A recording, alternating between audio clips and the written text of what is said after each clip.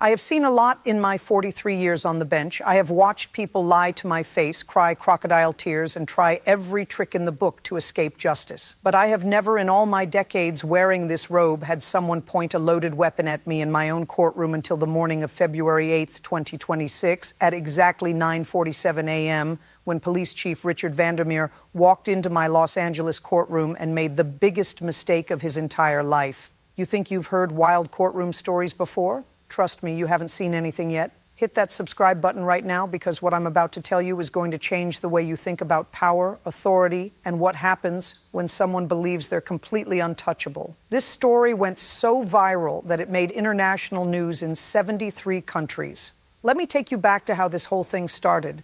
It was a regular Tuesday morning, and my clerk handed me a file that seemed simple enough on the surface. Case number 2026, TR 8847, a traffic violation. The defendant was Richard Vandermeer, age 52, police chief of Beverly Hills, a wealthy suburb in Los Angeles County. The complainant was Officer Maria Santos, a 34-year-old LAPD officer and single mother of two young girls ages 6 and 8. Now, Officer Santos was not just any cop. She had served 2 tours in Afghanistan as a military police officer before joining the Los Angeles Police Department 7 years ago. She worked night shifts, the dangerous ones, the ones nobody else wanted, so she could be home during the day with her daughters. Her oldest girl, Emma, had been diagnosed with leukemia 2 years earlier.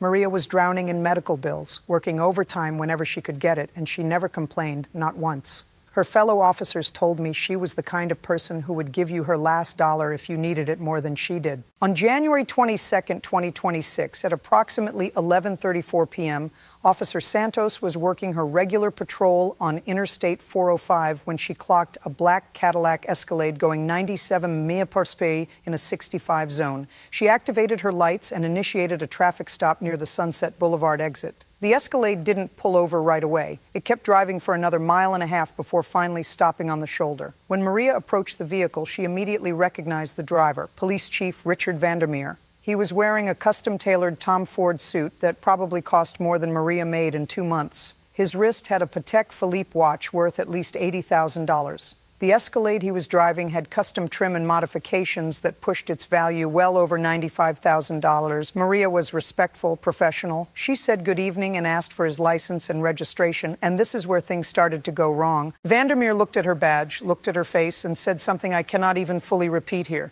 He told her she was a nobody cop from a nobody department and that she had no business pulling over someone of his position. He told her to get back in her little car and pretend this never happened. Maria stayed calm.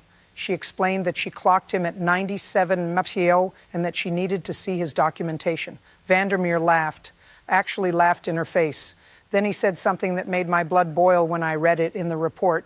He told Maria that her daughter's medical bills must be pretty expensive, and it would be a real shame if she lost her job and her health insurance over making a big deal out of nothing. Let me say that again. This man, this police chief, threatened a single mother's sick child to avoid a speeding ticket. Maria's hands were shaking, but she wrote the ticket anyway.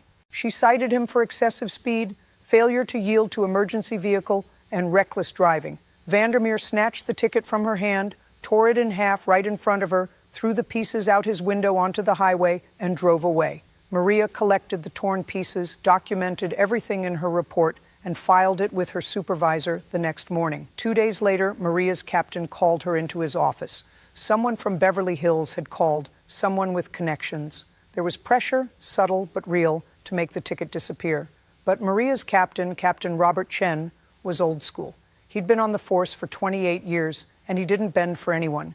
He told Maria to pursue it through the courts. He said he would back her 100%. So that's how Chief Richard Vandermeer ended up in my courtroom on that October morning. When he walked through those doors at 9:45 a.m., 2 minutes before his scheduled appearance, I could see the arrogance radiating off him like heat waves from summer pavement. He wore another expensive suit. This one looked like Brioni, probably $6,000 minimum. His shoes were Berluti, maybe $2,000 more. His lawyer walked beside him, some fancy private attorney from Beverly Hills named Gregory Ashford, who specialized in making problems disappear for wealthy clients. Officer Santos sat in the gallery wearing her dress uniform. Her medals were pinned to her chest: Combat Action Badge, Army Achievement Medal, her LAPD commendations. She sat with her hands folded in her lap, back straight, eyes forward, professional, dignified. I could see the exhaustion in her face, the kind that comes from working double shifts and spending nights in hospital rooms watching your child fight for her life. I called the case. Case number 2026, TR 8847, State versus Richard Vandermeer. The attorney stood up and Vandermeer stood up beside him, but not in the way defendants usually stand in my courtroom. He stood like he was doing me a favor by being there, like this was all beneath him.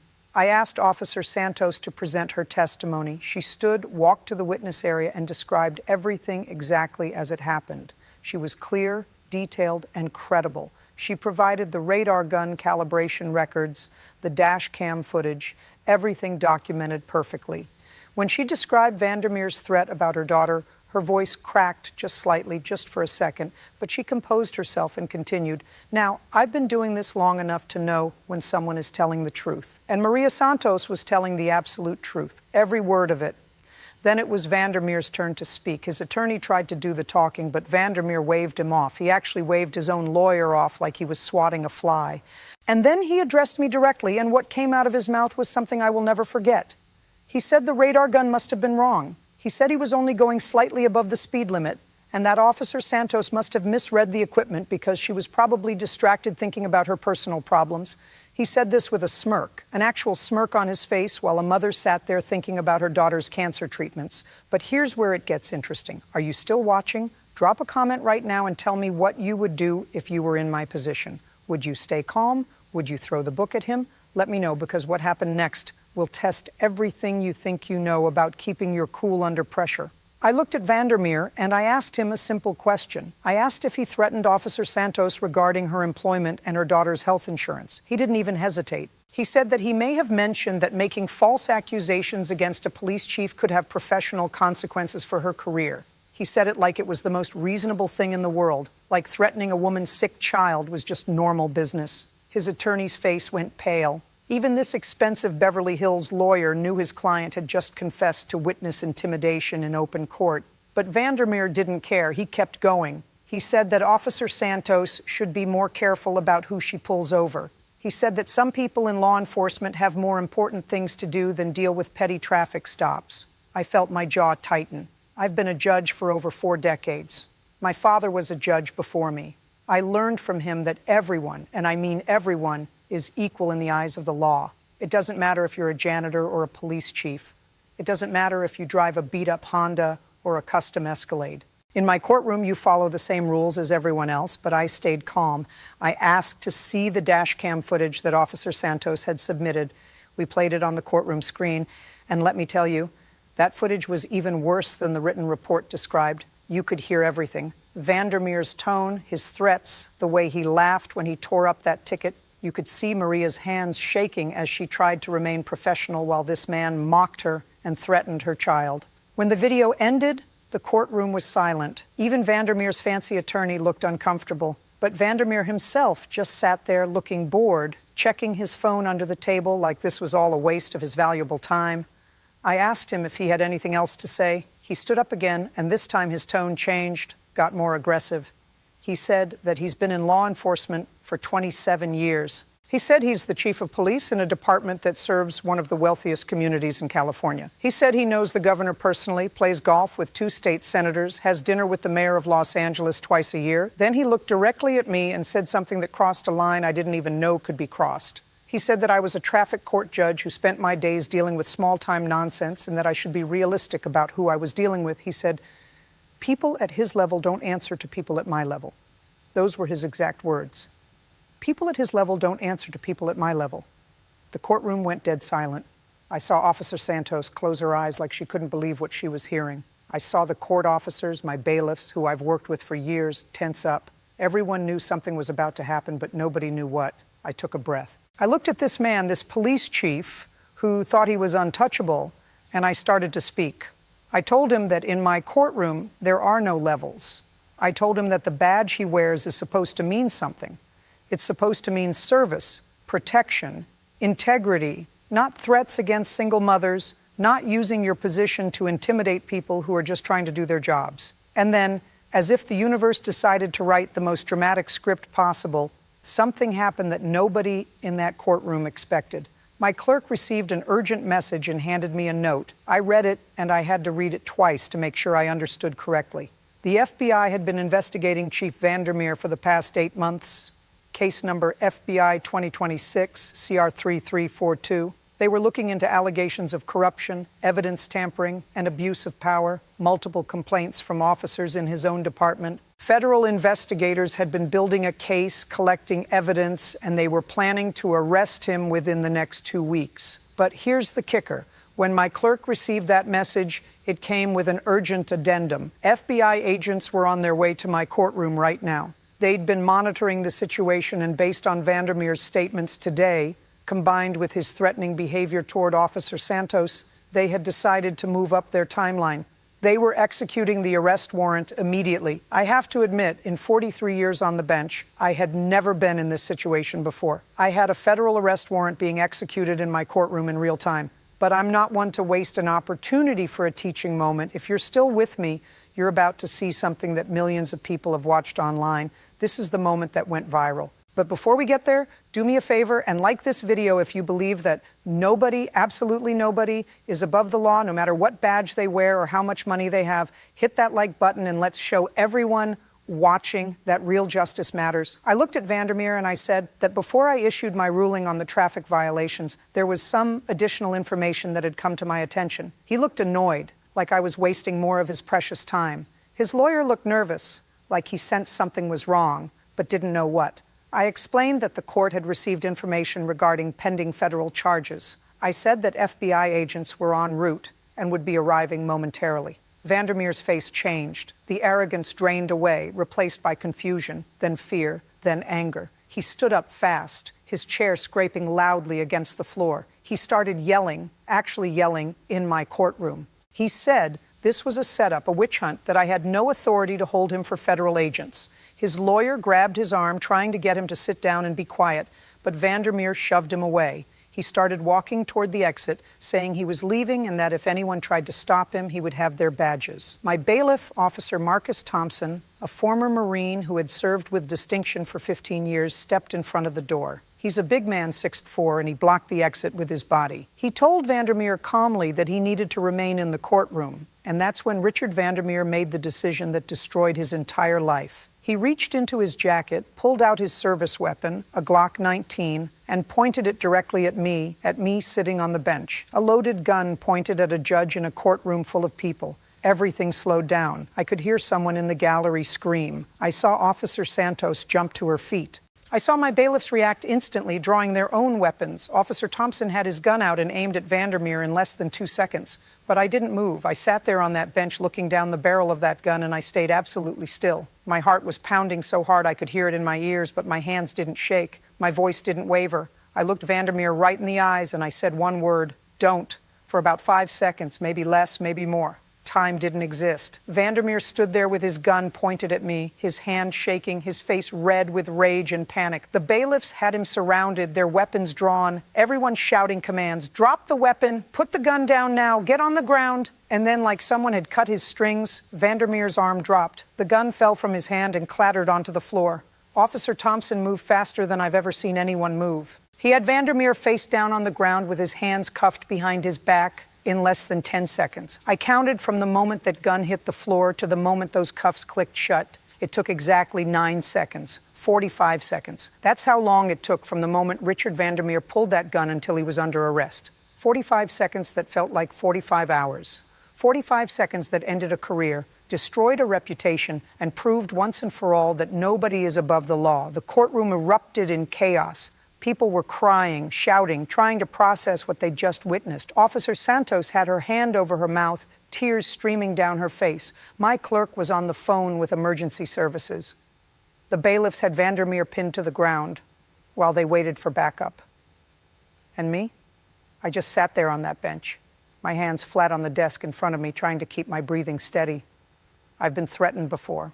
I've had defendants yell at me, curse at me, promise to come find me, but I'd never had a gun pointed at my face, never felt that particular flavor of terror mixed with rage, mixed with determination to not show fear. Within 3 minutes, FBI agents burst through the courtroom doors. Special Agent Patricia Moreno, the lead investigator on Vandermeer's case, took one look at the scene and immediately took control. Vandermeer was read his rights for the federal charges he was already facing. And then Officer Thompson added the new charges: assault with a deadly weapon on a judge, brandishing a firearm in a courthouse, attempted intimidation of a judicial officer. The list kept growing. You know what's crazy? Are you still watching this? If you've made it this far, you're part of something bigger than just a YouTube video. You're part of a community that believes in accountability, in justice, in the idea that actions have consequences, no matter who you are. Subscribe to this channel and join thousands of others who believe that the truth matters. Ring that notification bell because stories like this need to be told. As they hauled Vandermeer to his feet, he looked at me one last time. The arrogance was gone. The smugness was gone. All that was left was a broken man who finally realized that he'd destroyed everything. His career, his reputation, his freedom, all gone in 45 seconds. Special Agent Moreno approached the bench and apologized for the disruption. She explained that they'd been investigating Vandermeer for months. Turns out he'd been running a protection racket in Beverly Hills. Local business owners had been paying him money to ensure police presence in their establishments. He'd been tampering with evidence in DUI cases for wealthy residents who donated to his police foundation. He'd been intimidating officers in his own department who questioned his methods. Officer Santos wasn't his first victim. She was just the first one brave enough to stand up to him publicly. There were 6 other officers who had filed confidential complaints with the FBI. 2 had been demoted after crossing Vandermeer. 1 had been fired on false charges. Another had been threatened so badly that he transferred to a department 3 states away just to escape. The FBI had been building their case carefully, methodically, waiting for the right moment to move. They'd been monitoring Vandermeer's communications, tracking his financial records, interviewing witnesses. They had everything they needed. They were just waiting to make sure the case was airtight. But when they heard about his court appearance today, they'd stationed agents nearby just in case something happened. They'd listened to the audio feed from the courtroom. They'd heard him confess to intimidating Officer Santos. They'd heard him threaten me, disrespect the court, and show absolutely no remorse for anything he'd done. And then, of course, he'd pulled a gun on a judge in front of multiple witnesses and cameras. That was just the cherry on top of a very large, very illegal cake. After the FBI took Vandermeer away, I called a 15-minute recess. I needed to collect myself. I went into my chambers, sat down at my desk, and just breathed. My hands were shaking now after the fact. The adrenaline was wearing off, and reality was setting in. Someone had pointed a gun at me in my own courtroom, the place where I'm supposed to represent safety and justice and order. My clerk brought me water. Officer Thompson checked in to make sure I was okay. Officer Santos stood outside my door, and when I invited her in, she broke down crying. She apologized, said this was all her fault, that if she just let the ticket go, none of this would have happened. I stopped her right there. I told her that none of this was her fault, not one single bit of it. She did her job. She did it correctly, professionally, and bravely. She stood up to a bully who was used to people backing down. She refused to compromise her integrity even when threatened. She was exactly the kind of police officer that every community needs. What happened next might surprise you. Actually, it's probably the most important part of this whole story. But before I tell you, I need you to do something. Share this video, send it to someone who needs to hear this story, post it on your social media. Let people know that justice is still possible, that courage still matters, that standing up to bullies is worth it even when it's scary. Share this video right now. After I composed myself, I returned to the courtroom. There were news cameras outside by then. Word had spread fast about what happened, but I had unfinished business to take care of. I called Officer Santos back to the stand. I told her that I was entering a finding of guilty on all charges against Richard Vandermeer regarding the traffic violations, excessive speed, failure to yield, reckless driving, and I was adding a charge of destroying a traffic citation, which I'd seen him do on the dash cam footage. But more than that, I wanted to say something for the record. I wanted everyone watching, everyone listening, everyone who would ever hear about this case to understand something fundamental about justice. I said that Officer Maria Santos represented everything good about law enforcement. She served her country in combat.